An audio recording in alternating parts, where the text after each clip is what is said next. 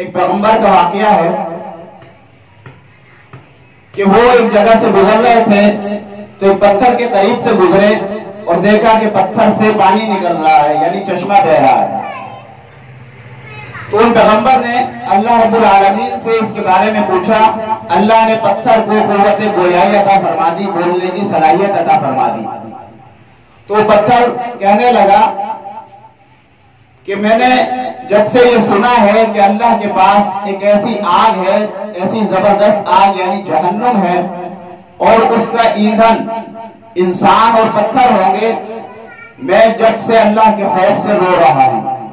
یہ جو پانی ہے یہ میرے آنسوؤں کا پانی ہے۔ آپ میرے لیے اللہ سے دعا کریے کہ اللہ مجھے جہنم سے نجات دے دے، اللہ مجھے جہنم سے بچا لے۔ تو پیغمبر نے اسی وقت ہاتھ اٹھائے اور اللہ سے اس پتھر کی نجات کی سفارش کی۔ اللہ نے پیغمبر کی دعا کو قبول کیا اور اس پتھر کو جہنم سے آزاد کر دیا۔ پیغمبر نے فوراً پتھر کو خوشخبری سنائی اور پھر وہاں سے آگے چلے گئے۔ کچھ مدت کے بعد، کچھ عرصے کے بعد پیغمبر کا وہیں سے دوبارہ گزر ہوا تو دیکھا اس پتھر سے پھر پانی نکل رہا ہے۔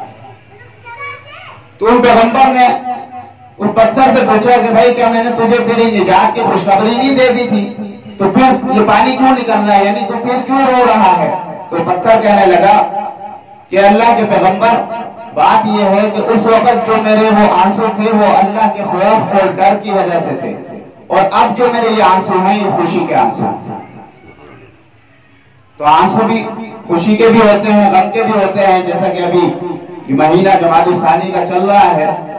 حضرت ابوبکر صدیق رضی اللہ تعالیٰ عنہ کو جب آپ صلی اللہ علیہ وسلم نے آ کر خوشخبری سنائی کہ صدیق، اللہ نے مجھے ہجرت کا حکم دیا ہے اور اللہ نے یہ فرمایا ہے کہ تم اپنا رفیق سفر جو ہے صدیق اکبر کو بناؤ، ابو بکر کو اپنا رفیق سفر بناؤ، اپنا ساتھی بناؤ ہجرت کا۔ تو صدیق اکبر رضی اللہ تعالیٰ عنہ کی بھی چونکہ خواہش یہی تھی اور اس کے لیے صدیق اکبر نے تیاری کر رکھی تھی، اوٹنیاں تیار کی ہوئی تھی۔